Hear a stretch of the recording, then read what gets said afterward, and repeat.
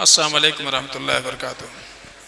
الحمدللہ والصلاة والسلام علی رسول اللہ وعلی آلہ وصحبہ اجمعین ومن تبعہم بإحسان الی یوم الدین۔ فاعوذ باللہ من الشیطان الرجیم، بسم اللہ الرحمن الرحیم۔ وجزاء سیئۃ سیئۃ مثلها فمن عفا واصلح فاجرہ علی اللہ انہ لا یحب الظالمین۔ رب اشرح لی صدری ویسر لی امری واحلل عقدۃ من لسانی یفقہوا قولی۔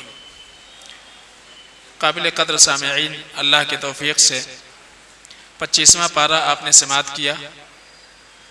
اس میں سورۃ الشورى کی آیت نمبر 40 میں نے آپ کے سامنے پڑھی ہے۔ اس کے ضمن میں ایک اہم اخلاقی صفت جو ایک مومن کے اندر ہونی چاہیے اور مطلوب ہے، اس کے تعلق سے انشاءاللہ آپ کے سامنے کچھ باتیں رکھنے کی کوشش کروں گا۔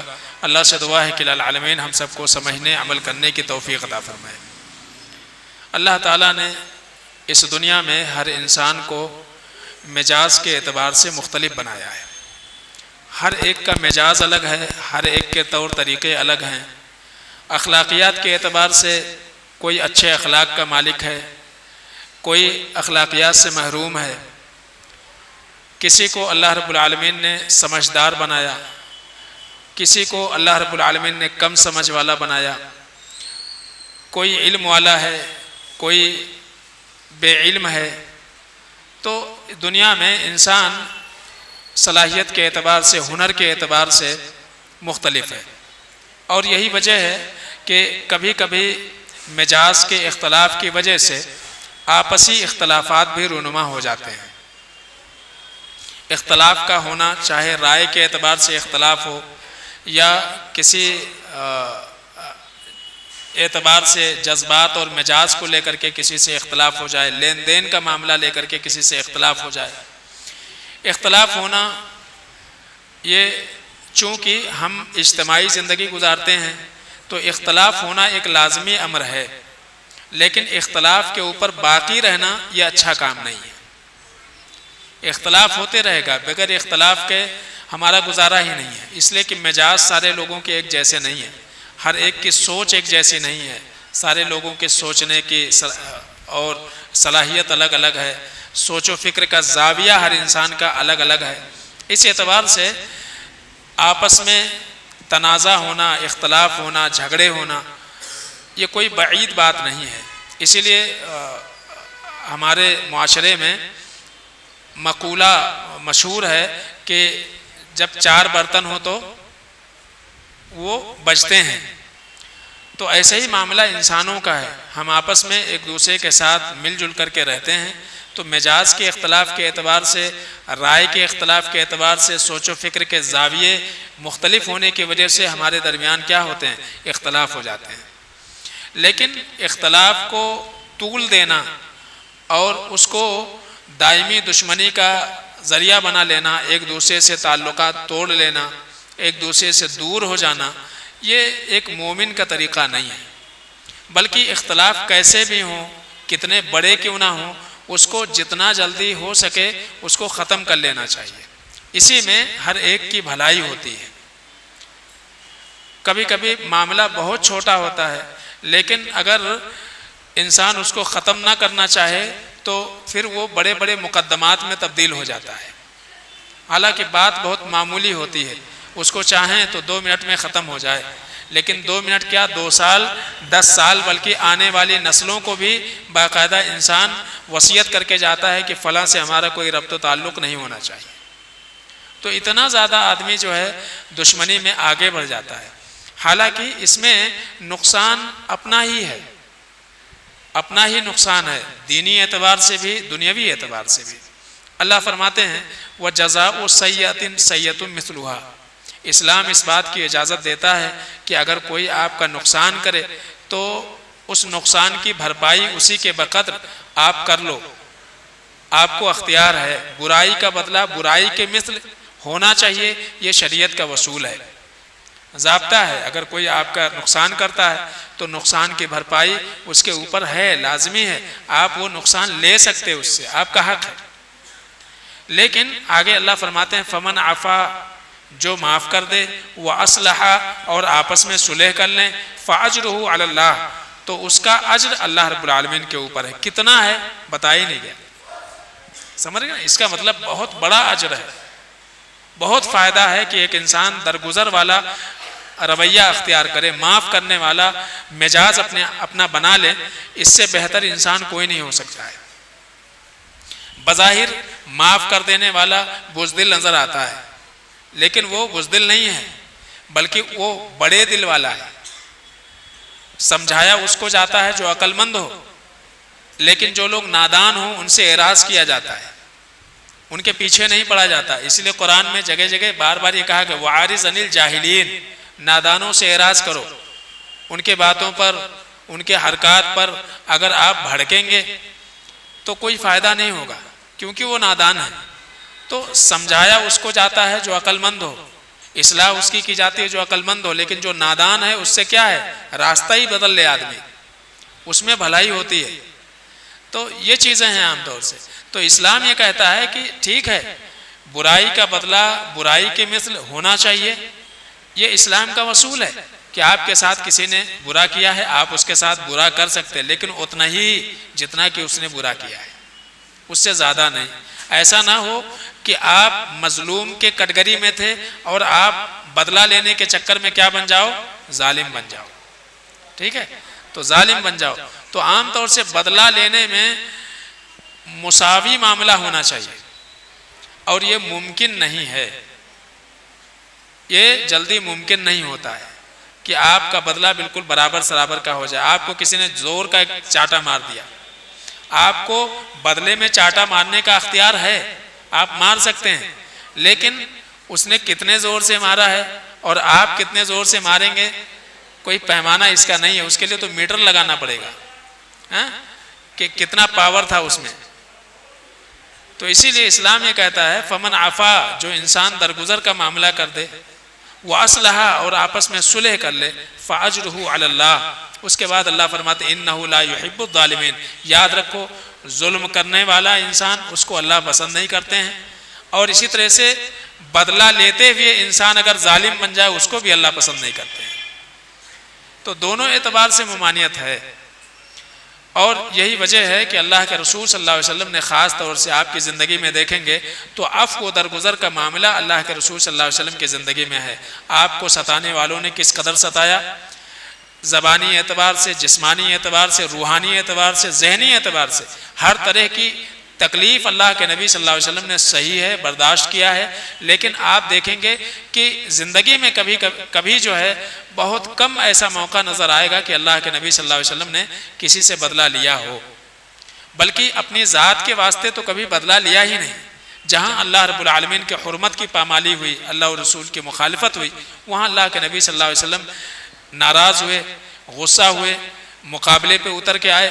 لیکن جہاں اپنے ذات سے متعلق جو چیزیں تھیں کبھی اللہ کے نبی صلی اللہ علیہ وسلم نے پلٹ کر کے ایسے لوگوں کا جواب ہی نہیں دیا، ان کی طرف توجہ ہی نہیں فرمائی، بلکہ اللہ کے نبی صلی اللہ علیہ وسلم اپنے طرف اپنے مشن میں لگے رہے۔ اور یہی وجہ ہے کہ مکہ فتح ہوا تو وہ سارے لوگ موجود تھے جنہوں نے اللہ کے نبی صلی اللہ علیہ وسلم کے ساتھ، مسلمانوں کے ساتھ بدسلوکی کی تھی، لیکن آپ کا ایک جملہ لا تثریب علیکم اليوم، آج تمہارے اوپر کوئی زور زبردستی نہیں ہے، کوئی بدلہ تم سے نہیں لیا جائے گا۔ آپ سوچئے کہ جب آپ محکوم تھے، کمزور تھے، لاچار تھے، اس وقت آپ کے اوپر ظلم کیا گیا، لیکن اب اللہ تعالیٰ نے اقتدار دے دیا ہے، آپ چاہتے تو ایک ایک سے چن کر کے ایک ایک ظلم کا، ایک ایک دکھ کا بدلہ اللہ کے نبی صلی اللہ علیہ وسلم لے سکتے تھے۔ تو یہ تعلیم ہے کہ اللہ تعالیٰ نے آپ کو قدرت دے دی ہے، تو اس کا یہ مطلب نہیں ہے کہ آپ اس اختیار کا غلط فائدہ اٹھاؤ۔ اسی لیے اہل علم نے جب ان سے پوچھا گیا کہ معاف کر دینا کیا معنی اس کا ہے، تو کہتے ہیں کف الضرری مع القدرت علیہ، انسان کسی کو نقصان پہنچانے سے اپنے آپ کو روک لے جبکہ نقصان پہنچانے پر وہ قادر ہو، نقصان پہنچانے پر قادر ہو، بدلہ لینے پر انسان قادر ہو، اس کو اختیار ہو، قدرت ہو، لیکن پھر بھی بدلہ نہ لے، اسی کو کہتے ہیں معاف کر دینا۔ ایک آدمی باڈی بلڈر ہے، طاقتور ہے، اس نے آپ کو ایک چاٹا مار دیا، اب بدلے میں آپ اس کو نہیں مار سکتے، کیوں؟ پھر پٹک کے مارے گا وہ، کیونکہ وہ طاقتور ہے، ٹھیک ہے؟ تو آپ کو طاقت ہے، آپ سے کوئی کمزور ہے، آپ اس سے بدلہ لے سکتے، لیکن پھر بھی آپ اس کو درگزر کر دیتے ہیں، یہ کیا ہے؟ یہ آپ عاجزی والا راستہ اختیار کرتے ہیں، اس سے اللہ تعالیٰ آپ کے درجات کو مزید بلند کرے گا۔ اللہ کے رسول صلی اللہ علیہ وسلم کہتے ہیں کہ 3 کام ایسے ہیں کہ جس کے انجام کے تئیں میں قسم کھا سکتا ہوں، میں قسم کھا سکتا ہوں کہ 3 کام ایسے ہیں کہ اس کا انجام یہ ہونے والا ہے۔ پھر اللہ کے نبی صلی اللہ علیہ وسلم نے فرمایا، آپ نے فرمایا لا ينقص مال من صدقۃ فتصدقوا، اے لوگو یہ قسم کھا کر کے میں کہتا ہوں کہ کبھی بھی صدقہ دینے سے تمہارے مال میں کمی نہیں ہوتی ہے، لہٰذا صدقہ کیا کرو۔ پہلی بات آپ نے فرمائی، اور اس سے پہلے غالباً میں اس کی وضاحت کر چکا ہوں کہ مال میں کمی کیوں نہیں ہوتی ہے اور اس کی وضاحت تفصیل کیا ہے۔ اس کے بعد آپ نے فرمایا وَلَا يَعْفُو عَبْدٌ عَمْ مَظْلَمَةٍ يَبْتَغِي بِهَا وَجْهُ اللَّهِ إِلَّا رَفَعَ اللَّهُ بِهَا، کہتے ہیں کہ کوئی انسان جب کسی اپنے بھائی کے ظلم کو سہ کر کے برداشت کر کے اس کو معاف کر دیتا ہے اور مخصوص صرف اللہ کو راضی کرنا ہوتا ہے، تو اللہ رب العالمین اس کے ذریعے سے اس کے درجات بلند کر دیتا ہے۔ تو آخرت میں درجہ تو بلند ہوگا ہی، معاف کرنے والا انسان اس ظلم کرنے والے انسان کے نگاہ میں بھی باعزت ہو جاتا ہے، اس کی نگاہ میں بھی بڑا ہو جاتا ہے۔ تو اللہ دنیاوی اعتبار سے بھی عزت دیتا ہے، اخروی اعتبار سے بھی عزت دیتا ہے۔ اور تیسری بات اللہ کے نبی نے فرمائی وَلَا يَفْتَحُ عَبْدٌ بَابَ مَسْأَلَةٍ إِلَّا فَتَحَ اللَّهُ عَلَيْهِ بَابَ فَقْرٍ، ایک انسان جب مانگنے ہی کو اپنا پیشہ بنا لے، مانگنے کو، ہاتھ پھیلانے کو ہی اپنا پیشہ بنا لے، تو اللہ تعالیٰ اس کے اوپر محتاجگی کے دروازے کھول دیتا ہے۔ وہ مانگ کے کبھی بھی امیر نہیں ہو سکتا ہے، بلکہ وہ انسان ہمیشہ فقیر کا فقیر ہی رہے گا۔ تو اللہ کے نبی فرماتے ہیں 3 کام ایسے ہیں جس پر میں قسم کھا سکتا ہوں کہ یہ کرنے والا اس کا انجام یہ ہوگا۔ تو پتہ کیا چلا کہ معاف کر دینا، درگزر کر دینا اتنا پیارا عمل ہے کہ اس کی وجہ سے اللہ درجات بلند کر دیتا ہے۔ اسی طرح سے اللہ کے رسول صلی اللہ علیہ وسلم نے بھی فرمایا کہ اگر دنیا میں ہم دوسروں کے غلطیوں پر درگزر کرتے ہیں تو یقیناً ایک مومن کو یقین ہونا چاہیے کہ اللہ قیامت کے دن ہماری غلطیوں پر درگزر کرے گا۔ ہم دنیا میں اس لیے ایک دوسرے کو معاف کر دیں تاکہ اللہ ہم کو معاف کر دے۔ کہاں؟ قیامت کے دن، کیونکہ ہم دودھ کے دھلے نہیں ہیں، ہر انسان کے اندر کمیاں ہیں، کوتاہیاں ہیں، اس سے بھی غلطیاں ہوتی ہیں۔ کوئی بھی انسان اللہ کے سوا عیب سے پاک نہیں ہے، صرف اللہ سبحانہ و تعالی ہے۔ ہم اللہ کے بارے میں کہتے ہیں سبحان اللہ، اللہ رب العالمین عیب سے پاک ہے، نقص سے پاک ہے، لیکن بحیثیت بشر کے ہم سے خطا ہونا لازمی ہے۔ ہم غلطیاں کرتے ہیں، ہم سے کوتاہیاں ہوتی ہیں، زبانی اعتبار سے، عملی اعتبار سے ہم سے بھی بد اخلاقی ہوتی ہے، ہم سے بھی کسی کا نقصان ہو جاتا ہے، ہم بھی کبھی کبھی بد زبانی کر دیتے ہیں۔ تو بحیثیت انسان کے ہم سے بھی غلطیاں ہوتی ہیں۔ تو کیا ہم اگر یہ چاہتے ہیں کہ اللہ قیامت کے دن ہمارے غلطیوں کو معاف کر دے تو دنیا میں معاف کرنے والا بنو، دنیا میں معاف کرنے والا بنو؟ یہ اللہ رب العالمین اپنے بندوں سے چاہتا ہے۔ اللہ کے نبی صلی اللہ علیہ وسلم فرماتے ہیں کہ کہتے ہیں ارحموا ترحموا، اے لوگو دنیا میں ایک دوسرے کے اوپر رحم کیا کرو، قیامت کے دن تمہارے اوپر رحم کیا جائے گا، دنیا میں بھی تمہارے اوپر رحم کیا جائے گا۔ واغفروا، اور اے لوگو معاف کر دیا کرو، یغفر اللہ لکم، اللہ رب العالمین تمہیں معاف کر دے گا۔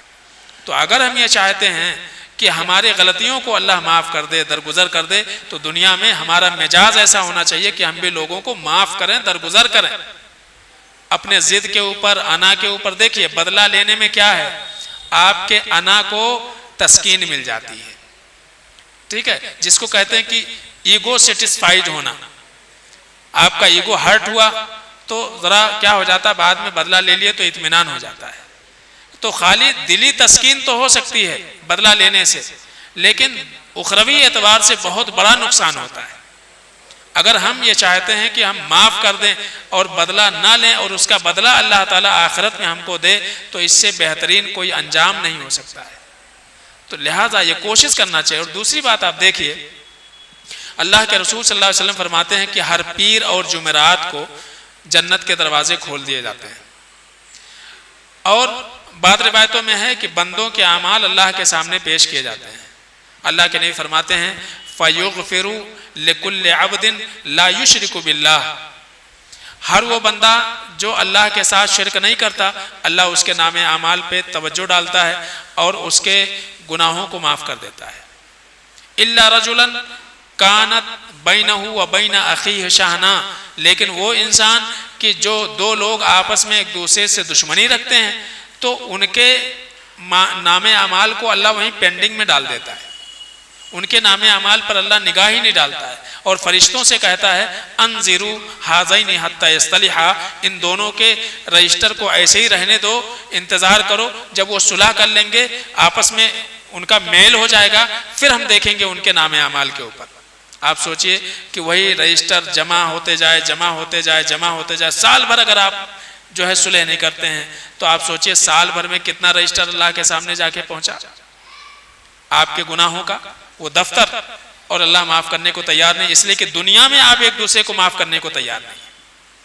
تو ہم دنیا میں اگر ایک دوسرے کو معاف کرنے کو تیار نہیں پھر اللہ سے کیوں امید رکھتے ہیں کہ اللہ ہم کو معاف کرے گا؟ تو یہ بہت بڑا نقصان ہے. تو اللہ کے نبی فرماتے ہیں کہ اے لوگوں معاف کر دیا کرو، درگزر کر دیا کرو، تو قیامت کے دن اللہ تمہیں معاف کر دے گا. اور معاف کر دینا یاد رکھیے صالحین کی صفت ہے. ہم دیکھیں صحابہ کو دیکھیں، تابعین کو دیکھیں، اور اگر ہم پیچھے جائیں اور بڑے علماء کی زندگی کو دیکھیں تو ان کی زندگیوں میں کم تکلیفیں نہیں ہوئیں لیکن پھر بھی انہوں نے درگزر کا معاملہ کیا. حضرت عمر بن خطاب رضی اللہ تعالیٰ عنہ امیر المومنین ہیں. ایک صاحب عوینہ بن حصن یہ ان کے پاس آئے ملاقات کے لیے، کسی سے تو سب سے پہلے اپوائنٹمنٹ لیا. ان کے کوئی رشتہ دار حضرت عمر بن خطاب رضی اللہ تعالیٰ عنہ کی جانب سے گورنر تھے. تو ایک دن ملاقات میں کہا کہ ذرا امیر المومنین سے ہماری ملاقات کروائیے. کہا کہ ٹھیک ہے آ جائیے. بہرحال ٹائم لیا گیا. جب یہ آئے عمر بن خطاب رضی اللہ تعالیٰ عنہ کے پاس، سلام دعا ہونے کے بعد ان صاحب نے عمر بن خطاب سے کہا کہ فواللہ ما تعطین الجزل، کہا کہ اللہ کی قسم آپ جو ہے معاملہ برابر سرابر کا نہیں کرتے ہیں، آپ اپنے من سے جس کو چاہتے ہیں عہدہ دیتے ہیں، ہم کو تو کبھی کچھ نہیں دیا آپ نے. اور انہوں نے کہا ولا تحکم بیننا بالعدل، آپ کی جو عمارت ہے یہ عدل کے اوپر مبنی نہیں ہے، آپ انصاف نہیں کرتے ہیں. اتنی بڑی بات حضرت عمر بن خطاب رضی اللہ تعالیٰ عنہ جو عدل و انصاف کے پیکر سمجھے جاتے تھے ان کے بارے میں اس طرح کی باتیں کہی گئی. راوی کہتے ہیں فغضب عمر حتی ہم ان یوقع بہ، حضرت عمر بن خطاب رضی اللہ تعالیٰ عنہ کو اتنا غصہ آیا کہ ایسا لگتا تھا کہ اب چڑھ دوڑیں گے ان کے اوپر. کہا کہ مطلب ہم انصاف نہیں کر رہے اور تم سوچ رہے کہ اپنی مرضی سے جس کو چاہتے ہیں جس کو ہم عہدہ دیتے ہیں، اتنا بڑا الزام ہمارے اوپر تھوپ رہے. تو بہرحال جنہوں نے ملاقات کروائی تھی ان کی وہ فوراً آگے آئے اور انہوں نے کہا اے امیر المومنین، اللہ تعالیٰ نے اپنے نبی سے کہا تھا خذ العفو وامر بالعرف وعرض عن الجاہلین،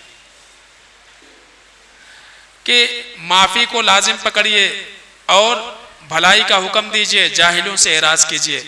یہ قرآن میں اللہ نے فرمایا وَإِنَّ هَذَا مِنَ الْجَاهِلِينَ، اور یہ نادان انسان ہے، آپ کے بارے میں جانتا ہی نہیں، پہلی بار تو ملاقات ہوئی ہے اس کی، یہ کیا جانے آپ کے انصاف کے بارے میں اور کیا جانے آپ کے اصول و ضابطے کے بارے میں کہ آپ کس کو عہدہ دیتے ہیں کس کو نہیں دیتے ہیں.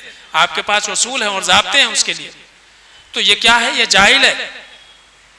راوی کہتے ہیں کہ اللہ کی قسم وَكَانَ وَقَّافًا عِنْدَ کتاب اللہ، حضرت عمر بن خطاب رضی اللہ تعالیٰ عنہ سے زیادہ کتاب اللہ کو سن کر کے اور اس پر عمل کرنے والا کسی کو نہیں دیکھا. کہتے ہیں وہی ان کے قدم رک گئے، وہی قدم ان کے رک گئے.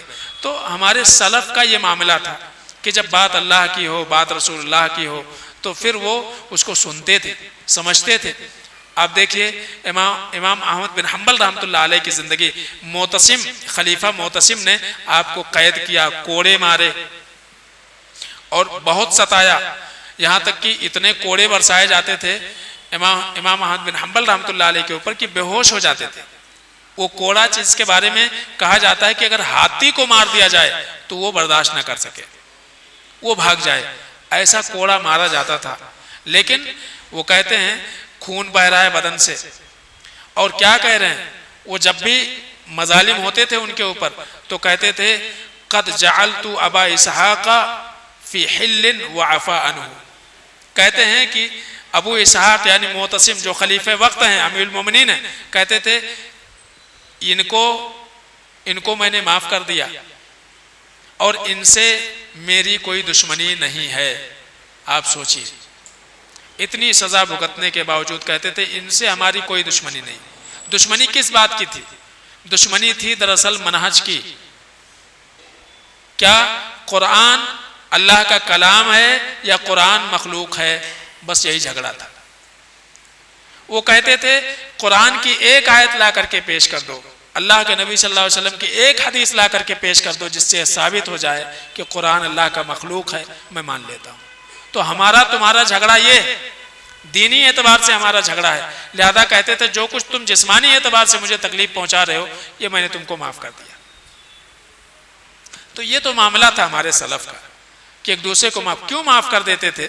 شیخ الاسلام علامہ تیمیہ رحمۃ اللہ علیہ بڑی پیاری بات کہتے ہیں، اور خاص طور سے اگر یہ چیزیں ہم اپنی زندگی میں اپنا لیں تو ہمارے بہت سارے مسائل ویسے ہی ختم ہو جائیں۔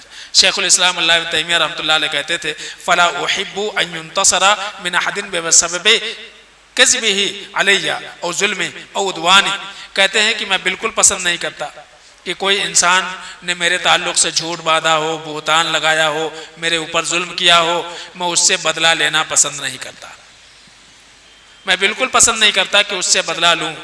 کہتے ہیں کہ فإنی قد احللت کل مسلم، میں نے تمام مسلمانوں کو معاف کر دیا ہوا ہے، کبھی کسی بھی مسلمان سے اگر میرے تعلق سے کوئی بات ہوئی ہے تو میں نے ان کو معاف کر دیا ہوا، تمام مسلمان، کسی مسلمان کے تئیں میرے دل میں کچھ نہیں ہے۔ اور کہتے تھے وَأَنَا أُحِبُّ الْخَيْرَ لِكُلِّ الْمُسْلِمِينَ، اور تمام مسلمانوں کے لیے میں بھلائی چاہتا ہوں، تمام مسلمانوں کا خیر خواہ ہوں۔ وَأُرِيدُ لِكُلِّ مُؤْمِنٍ مِّنَ الْخَيْرِ مَا أُحِبُّ لِنَفْسِي، اور جو بھلائی اپنے لیے پسند کرتا ہوں میں چاہتا ہوں وہ ساری بھلائیاں سارے مومنوں کو مل جائیں۔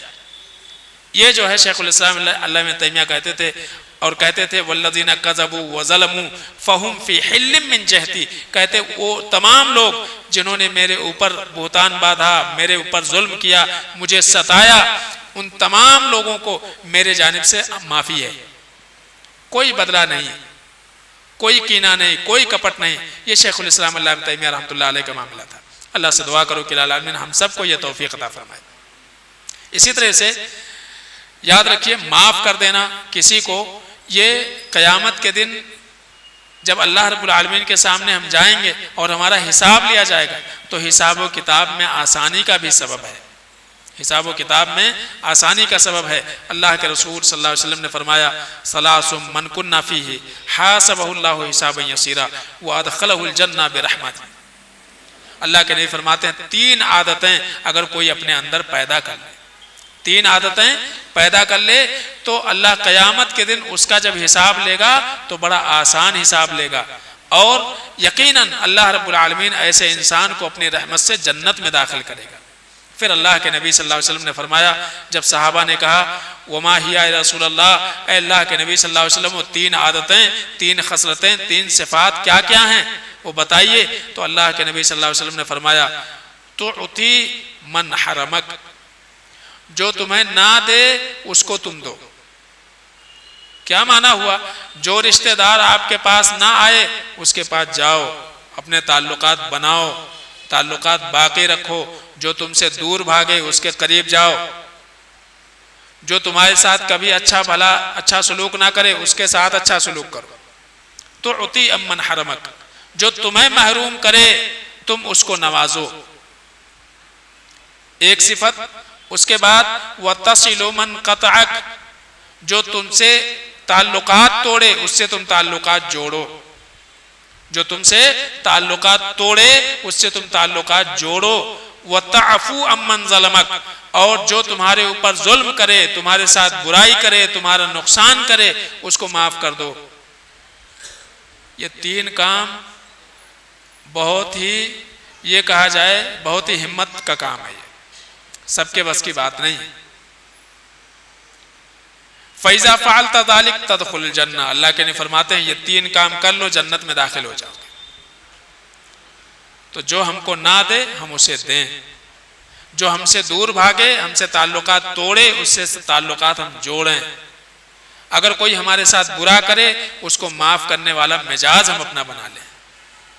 تو یہ اسی لیے خاص طور سے اسلام میں عفو و درگزر اور تسامح بڑی تفصیل کے ساتھ قرآن میں جا بجا اس کا ذکر ہے، اور اللہ کے نبی صلی اللہ علیہ وسلم کی پوری سیرت، پوری زندگی، صحابہ کی اگر سیرت پر غور کریں گے تو یہ چیزیں نمایاں طور سے نظر آئیں گی۔ اس لیے کہ معاف کر دینا اور معافی والا مزاج بنا لینا یہ آپسی اتحاد کا سب سے بڑا ذریعہ ہے، اور اس کے برعکس انسان اگر معافی والا مزاج اس کا نہ رہے تو جو ہے اس کے اور لوگوں کے درمیان تعلقات بہت دیر تک برقرار نہیں رہ سکتے ہیں۔ اس لیے کہ ہر انسان کا مزاج الگ ہے، ہر انسان کے سوچنے سمجھنے کا زاویہ الگ ہے، لہذا جب ہم یہ سوچتے ہیں کہ ہمارے اعتبار سے لوگ چلیں گے تو ٹھیک ہے، ہمارے اعتبار سے نہیں چلے تو پھر ہم سے الگ، ہم سے جدا، تو کیا ہوگا؟ پھر آپسی